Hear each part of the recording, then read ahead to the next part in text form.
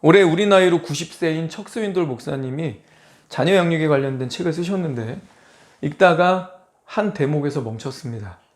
한번 들어보세요. 나는 종종 내가 함께 살기 힘든 사람이 되지 않기를 위해서 기도한다. 우리 자식들이 내 나이와 상관없이 내 옆에 있고 싶어 했으면 좋겠다. 손자, 손녀들이 우리 집에 들어와 함께 살고 싶어 했으면 좋겠다. 내가 같이 살기 힘든 사람이 되지 않기를. 내 자식들이 그리고 손자, 손녀들이 우리 집에 자주 찾아오고 내 옆에 있고 싶어 했으면 좋겠다. 아직은 초등학교 어린이를 키우고 있는 저는 이런 똑같은 바람을 이야기하기에 다소 젊은 감이 있습니다. 그럼에도 이 대목에서 저는 큰 도전을 받았습니다. 부족한 아빠로서의 내 모습을 진지하게 돌아보고 두려운 마음이 들었어요. 아이들에게 종종 발견되는 나의 모습은 아빠에게 물어보기를 꺼리는, 아빠한테 혼날까봐 피하는 무서운 사람이기 때문입니다. 저에게는 지나친 면이 있습니다. 과한 면이 많습니다. 아이를 키우면서 덕이 없고 잘 참지 못하고 화를 냈던 낯뜨거운 일들이 막 떠오릅니다. 최근에 초등 검정고시를 마친 첫째 정든이를 기념하려고 초등 졸업여행을 다녀왔습니다. 여행지와 일정을 찾아보면서 아빠인 저는 첫째 날 오후에 가장 중요한 행사를 계획했습니다. 바로 둘째, 셋째 조은이, 한결이와 엄마가 지켜보는 가운데 내가 정든이를 향해 각서를 쓰고 낭독하고 사인하는 서약식이었습니다.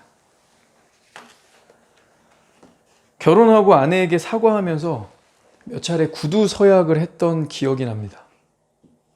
여보, 이건 지극히 내 과실이야.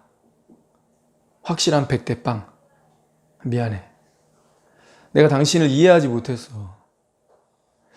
대수롭지 않게 생각하고 당신 의사를 묻지도 않고 그랬어.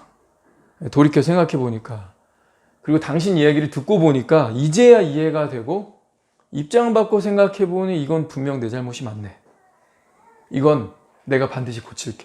앞으로는 이런 비슷한 일 생기지 않도록 내가 각별히 신경 써서 주의할게. 정말 미안해. 그런 일들을 까먹지 않도록 다이어리에 반성하는 일기를 쓰고 앞으로는 어떻게 할 것인지 구체적인 원칙들을 아내에게 구두로 약속했었습니다. 첫째 아들인 정든이에게도 비슷한 패턴으로 두 차례 잘못을 고백했고, 아빠가 미안하다고, 이건 모두 아빠의 과실이라고, 아빠 잘못이라고, 아빠가 너무너무 미안하다고 사과했었습니다. 너무 창피하고 아이한테 미안함이 크게 밀려왔어요. 그런데 쉽게 화를 내고 언성을 높이는 저의 고약한 성향이 쉽게 고쳐지지 않더라고요. 척스윈돌 목사님은 자기 책에서 이렇게 지적합니다. 죄는 집안에 파급 효과를 미친다. 어떤 특정한 죄를 선호하는 성향은 부모에게서 자녀에게로 유전될 수 있다. 죄가 부모의 본보기를 통해서 한 세대에서 다음 세대로 전해지는 것은 확실한 사실이다. 그러면서 구약 역사서에 나타나는 구체적인 기록을 제시합니다. 다윗과 솔로몬이 이스라엘 연합 왕국을 꾸린 다음에 솔로몬이 죽고 그 아들 르호보암이 왕위를 물려받죠. 근데 이 르호보암의 미련함 때문에 나라가 갈라집니다.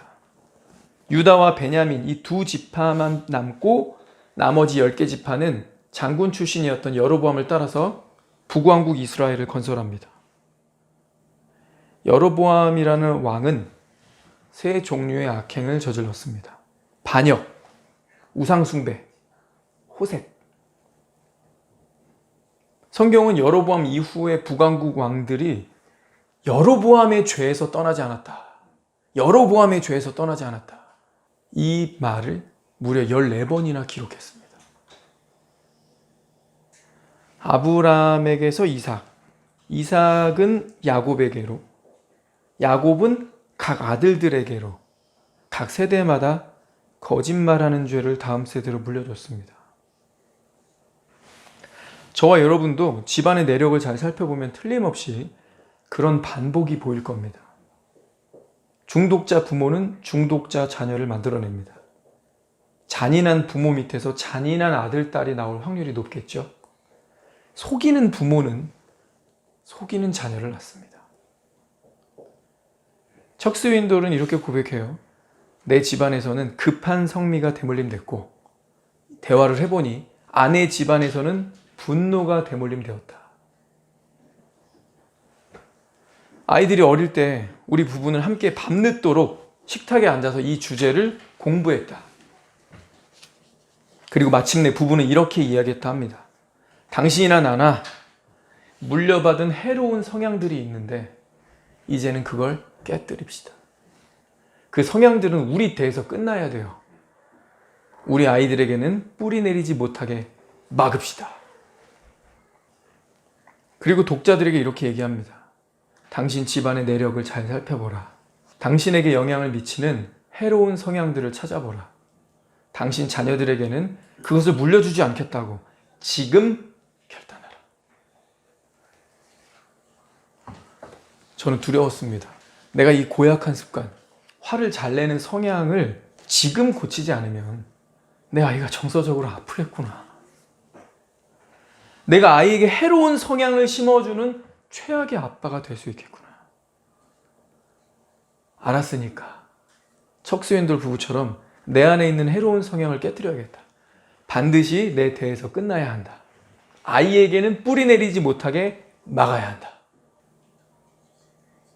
아이의 실수를 대하면서 쉽게 화를 내거나 공부를 가르치는 중에 언성을 높이는 저의 이 못된 성향은 단순히 연약함으로 치부하고 넘어갈 일이 아니라고 판단이 됐습니다.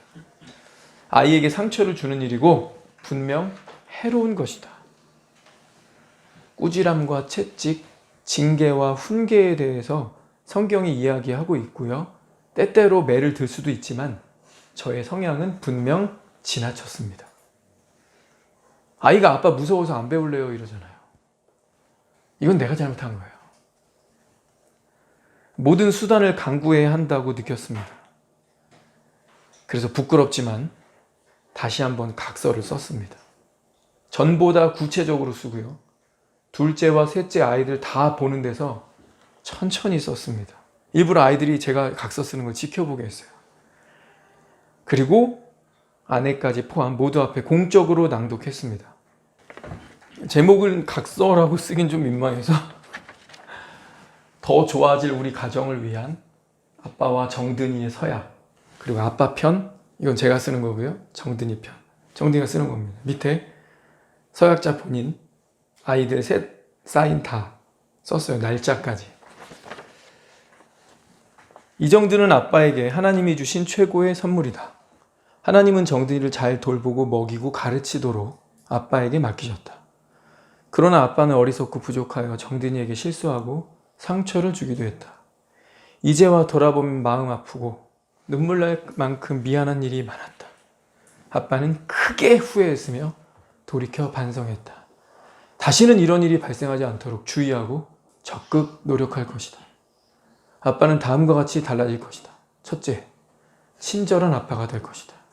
둘째, 아빠의 모든 지식과 노하우를 활용하여 정든이를 가르치고 세상 어디서도 찾을 수 없는 최고의 선생님이 되도록 노력할 것이다. 앞으로의 중등 3년 교과 과정에 있어서 정든이의 친구요 적절한 길잡이가 되도록 최선을 다할 것이다.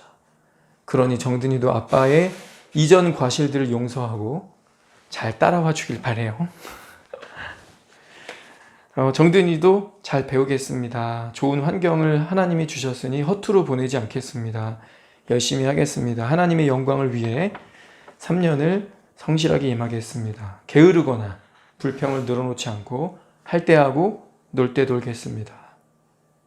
그리고 우리는 사인을 했습니다. 이제 중요한 건 이거 실행하는 거죠. 지키는 겁니다. 전에 2차례 있었기 때문에 정든이에게 신뢰를 제가 별로 받지 못했을 거예요. 그래서 앞으로 잘해야 돼요. 3번째 서약서가 4번째, 5번째가 되지 않도록 여기서 끊어야 되는 거죠. 내 잘못된 성향을 뿌리 뽑을 수 있도록 지속적으로 기도하며 필요한 조치는 모두 동원하기로 했습니다. 그 중에 하나가 매일 공부를 시작하기 전에 눈에 보이는 가까운 자리에 이런 글을 써서 매일매일 붙여놓는 거예요. 나는 남편이고 정든이의 아빠에서 내 정체성을 찾는다. 정든이가 행복하지 않으면 나는 하나도 행복하지 않다. 정든이가 내게 안겨준 기쁨과 행복을 그 무엇과 비교할 수 있으랴. 정든이 없는 삶은 도저히 상상할 수 없다. 나는 오늘 그런 아가를 가르친다. 나는 너무너무 존귀한 아가 정든이와 사랑에 빠졌다. 이런 거를 바로 눈앞에 책상에 딱 붙여놓고 같이 읽고 그날 공부를 시작을 해요. 이거 왜 붙일까요? 나 각성하라는 거예요. 정신 차리라는 거죠. 사도 바울이 날마다 자신을 쳐서 복종케 한다 이렇게 얘기했죠. 사도 바울도 자기 안에 있는 어떤 연약함, 허물들을 안 것 같아요. 그러니 날마다 매일 십자가를 바라보고 자신의 죄성을 주의하는 거죠. 눈앞에 두고. 이걸 붙여놓고 정든이와 공부 시작지를 딱 읽고 시작했는데 제 언성이 올라가거나 쉽게 화를 낼 수가 있을까요? 아직까지는 지켜지고 있습니다. 앞으로도 지키려고요. 그렇게 내 자신을 습관을 고쳐가려고 합니다. 여러분 안에도 자기 집안, 부모나 형제들에게 배운 해로운 성향이 있을 수 있습니다. 또 자기 스스로 만들어낸 그러나 시간이 지나면서 점차 굳어진 고집스러운 습관들이 있을 수 있습니다. 우리는 완전하지 않고요. 악함과 연약함이 있습니다. 문제는 그것이 얼마나 많으냐, 얼마나 크냐에 있지 않고요. 그것을 문제라고 진지하게 인식하고 결국 그걸 고쳐가느냐에 있는 거죠. 척스윈들 부부처럼 우리 모든 부모들은 자기 안에 있는 해로운 것들을 인정하고 그것들을 자기 세대에서 끊어내기로 결단하고 실행에 옮겨야 합니다. 한옥 목사님은 이 비슷한 맥락에서 이런 식의 표현을 썼어요. 부모의 영적 계좌는 대물림된다. 부모의 영적 계좌는 대물림된다. 야곱이 어릴 때 형을 속이고 아버지도 속이는 얕은 꾀를 냈습니다. 자기 영적 계좌에 거짓말을 반복해서 입금한 거죠. 그랬더니 지독한 고생을 해야 했어요. 자기보다 더 약삭 빠른 외삼촌을 만나서 10번이나 속임을 당하고요. 늙어서는 10명의 자녀들에게 집단적인 거짓말로 속임을 당합니다. 야곱이 얼마나 속상했을까. 그 뿌린 대로 근데 거둔 거예요. 그게 두려워요. 내가 한결이한테 가서 아빠가 얘기 다 해놨으니까 가서 받아만 오기만 하면 돼 라고 애를 잔심부름 하나를 시켰다고 칩시다. 근데 갔다 돌아오는 길에 이 아이가 죽었다. 근데 그 이야기를 내 자식들이 기만하는 걸로 알려주고 나는 평생 한결을 품에 안지 못하고 죽은 줄로 알고 수십 년을 살아야 한다.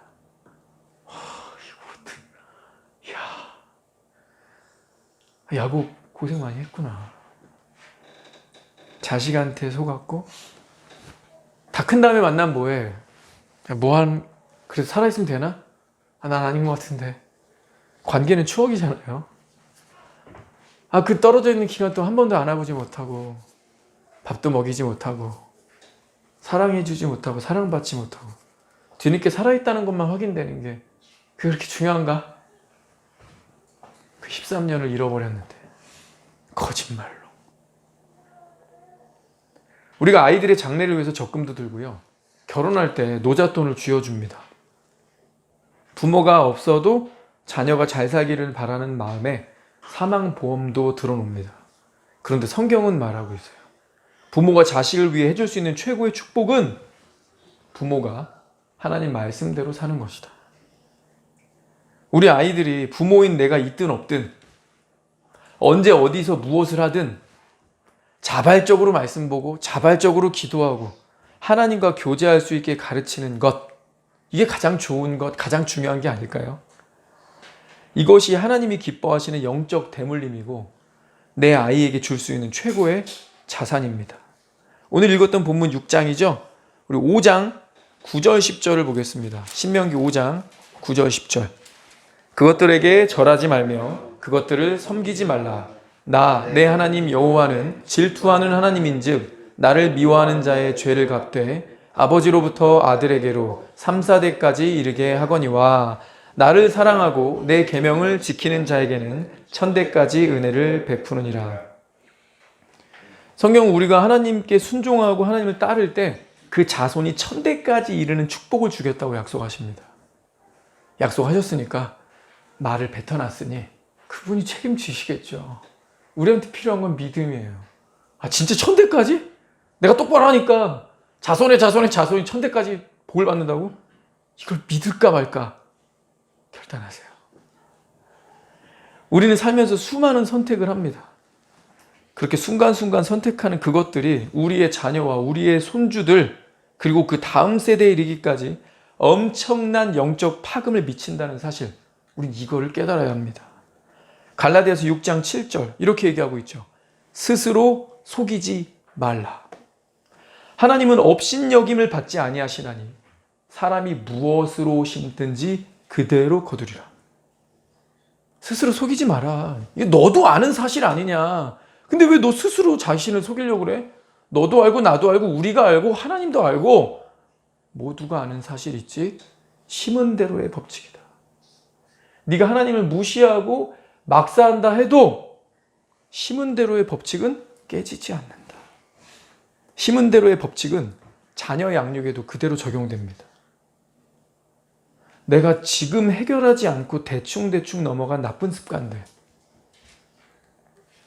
삐뚤어진 가치관, 잘못된 결정들은요, 당장의 결과가 나타날 때도 있지만 후손의 때까지 영향을 미쳐서 나타날 수 있습니다. 내가 하나하나 뿌린 씨앗들이 다음 세대에 돌아가게 된다는 거죠. 9절에 한 번 더 반복하잖아요.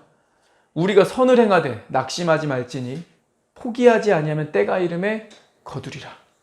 때가 이름에 거두리라. 선을 행하되 낙심하지 말라. 때가 이르면 거둔다. 심은 대로 뿌린 대로 거둔다. 여기서 아빠 엄마들이 낙심하지 말고 선을 행해야 할 것이 뭘까요? 내가 거두고 싶은 걸 뿌리라는 거예요. 내가 물려주고 싶은 걸 지금 뿌리라는 거예요. 근데 여기서 중요한 건 뿌리지 않아야겠다, 뿌리지 말아야겠다라고 하나님 깨닫게 해주시는 못된 습관들 있죠. 부모나 가족에게 물려받은 성향도 있을 수 있고 내가 만들어낸 내 죄성이, 내 고집이, 나의 어리석음이 만들어낸 죄성들 있잖아요. 그거 지금 뿌리 뽑고 지금 해결 보지 않으면 나도 모르게 내 자녀에게 그거 심는다니까요. 하나님이 심은 대로 거둔다. 좋은 걸 심어야겠지? 근데 하나님이 이 얘기를 곁들여서 하시는 거예요. 너도 모르게 무의식적으로, 근데 네가 고집스럽게 안 고쳐서 뿌리지 말아야 될 걸 심으면 애석하겠지만 그것도 거둔다. 야곱은 자기 세대의 눈물로 거뒀죠. 아, 내가 거두고 싶지 않은 것은 뿌려서는 안 되겠구나. 내가 결코 거두기 싫은 것은 내 안에서 발견하는 이 모습도 싫지만 이게 내 다음 세대, 내 주니어에게까지도 이 모습이 보여진다면 그 내 책임이구나. 내가 분노를 뿌리면, 내가 거짓말을 뿌리면 나의 현재 게으르고 나태한 이 습관을 가만 내버려 두면 자녀의 마음에 그게 심겨지는구나. 자녀 세대에 그게, 그 뿌린 것이 열매를 거둘 수도 있겠구나. 내가 욕심에 무릎 꿇고요, 유혹에 넘어가고요, 거짓에 동조할 때마다 영적 마이너스 통장에 누적되는 겁니다. 영적 계좌는 대물림된다. 이런 마이너스 통장을 자손이 물려받게 되면 엄청난 영적 부담을 안고 살아야 된다는 거예요. 우리 조상이 어떻게 살았는가가 내가 어떻게 사는가에 영향을 미치고, 내가 어떻게 사는가가 내 자식과 자손에게 분명 영향을 미친다는 겁니다. 다시 한번 말합니다. 부모들은 천천히 자기를 돌아보면서 자기 안에 있는 해로운 것들을 발견해야 합니다. 스스로 못 발견하겠으면 주변에서 물어보세요. 네가 보기에 나의 약점이 뭐니? 속 시원히 말해달라고 부탁을 하는 거니까. 오랫동안 나를 보아온 네가 보기에 내 약점, 내 허물, 나한테 꼭 고쳤으면 좋겠다 싶은 것들이 뭐가 있어? 물어볼 수도 있죠. 그것들을 자기 세대에 끊어내기로 결단하고 무엇보다 실행에 옮겨야 합니다. 느끼는 것, 눈물 한번 흘리는 것으로는 소용이 없어요. 실행에 옮겨야 합니다. 저와 여러분이 바로 이런 부모가 되기를 축원합니다. 우리가 최근 3주 연속 신명기 6장 본문을 읽었죠. 6장 4절에서 9절을 유대인들은 쉐마라고 부릅니다. 모세가 이 말씀을 전한 뒤로 지금까지 3000년 동안 히브리 민족은 이 9절을 자신들의 신앙 고백으로 삼고 있습니다. 이걸 쉐마의 말씀, 쉐마 이렇게 부르는데 이 쉐마는 히브리어로 들으라 그냥 이런 뜻입니다. 6장 4절 시작하면서 그러죠. 들으라, 이스라엘아 들으라. 이것은 역사를 초월하는 특별한 원리들을 담고 있습니다. 오늘 이 쉐마가 가르쳐주는 3가지 교육 원리 이어서 하고요. 그리고 마치도록 하겠습니다. 첫 번째 원리는 부모한테 없는 것을 자식에게 물려줄 수 없다는 겁니다. 부모한테 없는 것을 자식에게 물려줄 수는 없다. 4절, 5절, 6절 우리 함께 읽겠습니다. 이스라엘아 들으라. 우리 하나님 여호와는 오직 유일한 여호와시니 너는 마음을 다하고 뜻을 다하고 힘을 다하여 내 하나님 여호와를 사랑하라. 오늘 내가 내게 명하는 이 말씀을 너는 마음에 새기고. 하나님은 여기서 열정을 당부하십니다. 하나님은 우리가 주님과의 관계에 온 마음을 다 쏟기를 원하십니다. 이 명령을 잘 보세요. 하나님을 믿으라, 교회 빠지지 마라, 성경 읽어라, 찬송가 불러라, 식사 전에 식전 기도해라. 이런 거 하나 없어요. 다하고 다하고 다하여 사랑하라. 다하고 다하고 다하여 사랑하라는 겁니다. 우리가 공허한 종교적 몸짓만 하고 있으면 애들도 그거 눈치챕니다. 건성으로 하는 신앙생활은 한눈에도 보이고요. 그 부자연스럽습니다. 척수인도는 이렇게 썼습니다. 아이들은 매정알이 많지 솔직하다. 그들은 말이 되지 않거나 자기 삶에 영향을 미치지 못하는 것을 믿느라 시간을 낭비할 마음이 없다. 쓰다 남은 시간과 쓰다 남은 돈, 쓰다 남은 에너지를 주님께 드리는 내 모습을 본다면 자녀들은 어떤 결론을 내리게 될까? 주님을 사랑함에 있어서 적당히 타협해도 아무렇지 않다는 결론을 내릴 수밖에 없을 것이다. 부모에게 없는 거 물려줄 수는 없죠. 가짜 믿음으로는 안 됩니다. 두 번째 원리, 진짜가 아닌 것은 자녀에게 유익이 못 된다입니다. 진짜가 아닌 것은 자녀에게 유익이 되지 못한다. 6장 7절입니다.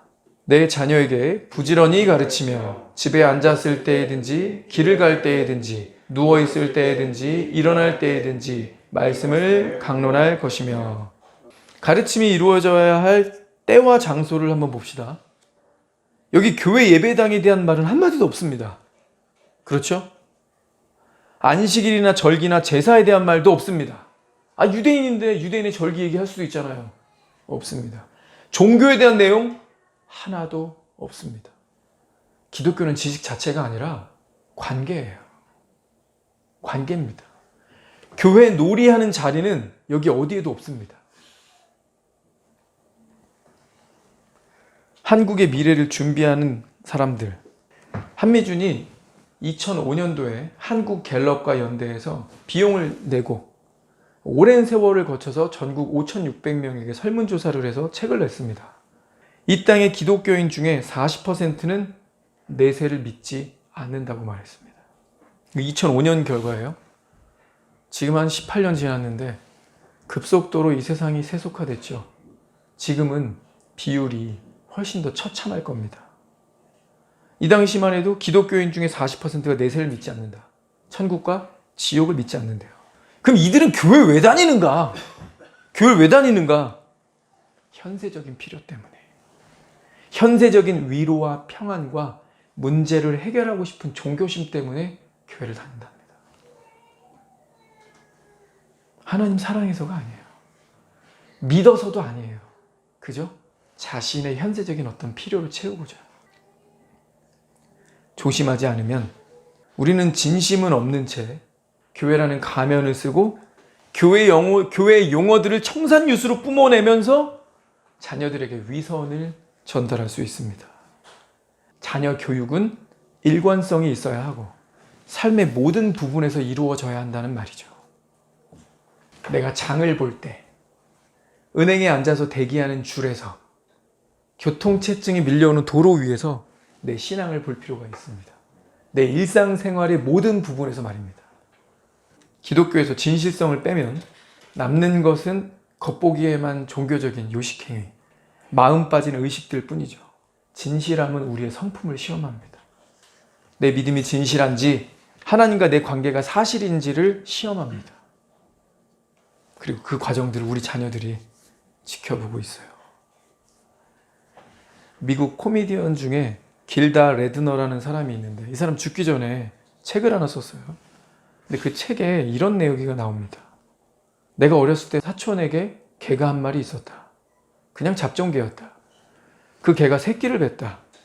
개들이 임신 기간이 얼마인지는 모르지만 그 개는 강아지 낳을 날에 일주일쯤 남아 있었다. 하루는 그 개가 마당에 나가 있다가 잔디 깎는 기계에 걸려서 두 다리를 잘렸다. 사람들은 급히 개를 수의사에게 데려갔다. 수의사는 말했다. 봉합할 수도 있고 원하시면 안락사 시킬 수도 있습니다. 다행히 새끼들은 괜찮습니다. 출산에는 문제가 없습니다. 사촌이 말했다. 개를 살려주세요. 그래서 수의사는 뒷다리를 봉합했고 개는 다음 한 주 동안 새로운 걸음걸이를 배웠다. 개는 그저 걷는 법만 익혔다. 앞다리로 두 걸음을 간 다음에 뒷부분을 공중으로 획 돌리고 다시 두 걸음을 간 다음에 뒷부분을 공중으로 획 돌리는 식이었다. 개는 새끼 6마리를 낳았는데 모두 아주 건강했다. 새끼들은 엄마 젖을 먹다가 마침내 젖을 뗐다. 걸음을 배울 때쯤 새끼들은 모두 엄마처럼 걷기 시작했다. 6마리 건강하게 나왔는데 엄마가 그렇게 걸으니까 애들이 어떻게 걸어요? 기가 막히죠. 아, 보고 배우는구나. 짐승조차도. 자녀들은요, 기가 막힌 재주가 있습니다. 우리가 말하는 거, 심지어 내가 이걸 믿는다라고 생각하는 것까지도 그냥 건너뛰는 재주입니다. 우리 애들은요, 그냥 나한테 보여지는 행동에 집중합니다. 주님을 향한 사랑이 진실하지 않다면 그건 자녀에게 유익이 못 됩니다. 부모가 된 형제자매님, 종교적 행위, 종교 놀이가 아니라 진심과 사랑이 담긴 진짜가 되십시오. 그럼 자녀들은 자연스럽게 배우고 따라옵니다. 마지막 3번째 원리입니다. 진짜 믿음은 용감한 소신을 포함한다. 8절, 9절입니다. 너는 또 그것을 내 손목에 메어 기호로 삼으며 내 미간에 붙여 표로 삼고 또 내 집 문설주와 바깥문에 기록할지니라. 이스라엘에 가면 특이한 장식을 하나 볼 수 있는데 유대인의 집 그리고 유대인의 호텔 모든 방 출입구마다 이게 붙어 있습니다. 메주자라고 해요. 히브리어 음역한 거예요. 그들의 말로 메주자, 발음이 메주자입니다. 이건 이스라엘에 사는 유대인뿐만 아니라요, 전 세계에 흩어져 있는 여호와 하나님을 섬기는 모든 유대인의 문설주에 붙어 있습니다. 정통 유대인들은 지나가면서 이 메주자를 손으로 만지고 입을 맞추면서 경외심을 표하면서 출입합니다. 이 히브리어 메주자는 문설주라는 뜻이에요. 문설주에 붙이라고 했죠. 이 문설주 안에 붙어 있는 이 메주자 안에는요, 신명기 이 말씀이 기록돼서 들어 있습니다. 하나님 말씀을 손에 메고 이마에 붙이고 그것이 우리의 신앙을 일깨워줄 뿐만 아니라 우리를 지켜보는 세상에 우리가 하나님께 속한 자라는 것을 선포해 주는 거죠. 하나님은 이 이스라엘을 출애굽시켜서 약속의 땅에 들여보내실 때 이렇게 말씀하셨어요. 너희가 가나안 땅을 차지해서 풍요롭게 되면 내가 너희에게 쫓아내라고 한 이 이방 종교의 영향력을 너희가 확실히 쫓아낼 때까지 너희 신앙은 도전에 부딪힐 것이다. 나는 너희가 내게 속한 자라는 것을 그들이 처음부터 알기를 원한다. 내 말씀을 너희 머리에 붙이고 손목에 메고 문설주와 바깥문에 기록하라. 내 말이 너희들의 공적인 선포가 되게 하라. 지나가는 모든 객들, 이방인들, 모든 행인들이 문 앞에 뭔가가 붙어있네. 뭐가 들어있지? 종이가 들어있어요. 뚜껑을 열어보니까 종이가 들어있어요. 펴보니까 히브리어 글씨로 써있어. 그럼 궁금하겠죠? 집집마다 이게 붙어있던데. 궁금해서 몇 개 꺼내서 이렇게 샘플을 채취해보니까 비슷한 글씨가 써있던데 이게 뭐요?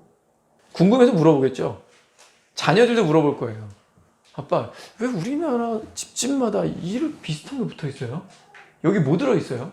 키 높이가 닿으면 자기가 꺼내보겠지. 뭐가 들어있어요? 이 안엔 말씀이 들어있어. 그럼 집집마다 호텔 가도 이거 다 있던데 거기 다 말씀 들어있어요? 무슨 말씀인데요? 똑같은 말씀. 뭔데요? 쉐마의 말씀. 그게 뭐예요? 신명기 6장 4에서 9절. 아빠가 암송할 테니까 잘 들어봐. 우리의 정체성은 바로 이 말씀에 있어. 애들이 그걸 보고 듣고 깨달아야 된다는 거야. 너도 외워야 돼. 네가 본 것처럼 집집마다 이거 붙어있지.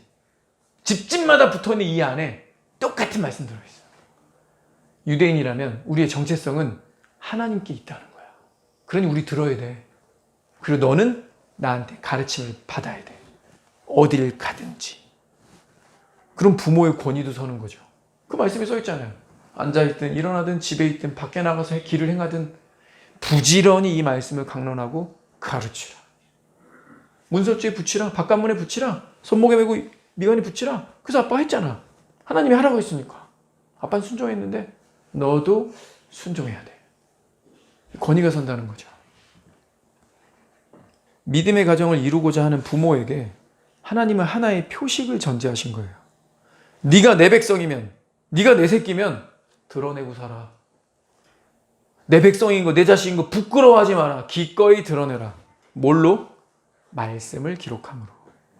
그리고 말씀을 드러냄으로. 이것도 필요합니다.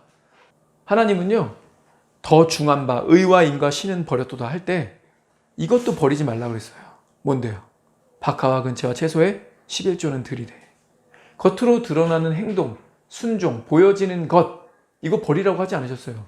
둘 다 버리지 말라고 그러셨어요. 우리는 때론 보여줘야 합니다. 내가 믿음의 사람이라는 걸 당당하게 드러내야 합니다. 그런데 솔직히 우리는 옳은 길보다는요, 여러 사람의 환심을 살 수 있기를 바라죠. 직장이 기준을 타협하거나 윤리 규정을 어기려고 할 때 내가 도덕적 정로를 택했다가는 진로가 막힐 수 있습니다. 목소리를 내면 더 이상 너는 같은 팀이 아니라는 딱지가 붙을 수 있어요. 찍히는 거죠. 그러나 진짜 믿음은 그런 진리의 순간에 확인되는 경향이 있습니다. 달라스 총장이셨던 존 월부드 박사는 이렇게 말했습니다. 나는 우리 졸업생들이 신념만 너무 많고 소신은 부족한 사람들이 될까 두렵습니다. 우리 졸업생들이 신념만 너무 많고 theology, 지식은 많은 거예요. 조직신학, 개별적인 주경신학, 학문적인 소양은 막 있는 거예요. 그런데 그것을 살아낼 수 있는 소신은 부족한 사람들이 될까 두렵다. 진리를 아는 것만으로 부족해요. 우리 자녀를 비롯한 다른 사람들에게 진리가 의미 있으려면 내가 누군지, 나의 정체성을 어떤 상황에서든 당당히 드러내는 용감한 소신이 있어야 합니다. 어떤 부모, 어떤 할아버지 할머니가 되고 싶습니까? 부모의 영적 계좌는 대물림됩니다. 아빠 엄마는 자신의 집안에서 대물림된 죄의 성향과 자기 스스로 만들어낸 이 죄성을 정직히 돌아보고 그것을 끊어내기 위해 결단하고 실행해야 합니다.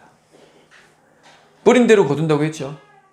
자녀 양육에 있어서 잘못된 것들을 아이 마음에 뿌리지 않도록 부모는 각별히 주의해야 합니다. 하나님은 마음을 다하고 뜻을 다하고 힘을 다하여 하나님을 사랑하라 했습니다.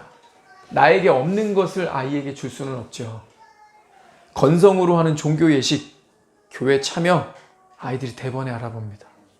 아이들은 내 말이 아니라 행동을 보고 배웁니다. 하나님께 대한 믿음, 주님께 대한 사랑에 있어서 진짜가 됩시다. 신념에 그치지 말고 소신 있게 살아내서 아이들에게 참 본이 되는 저와 여러분 되기를 축원합니다.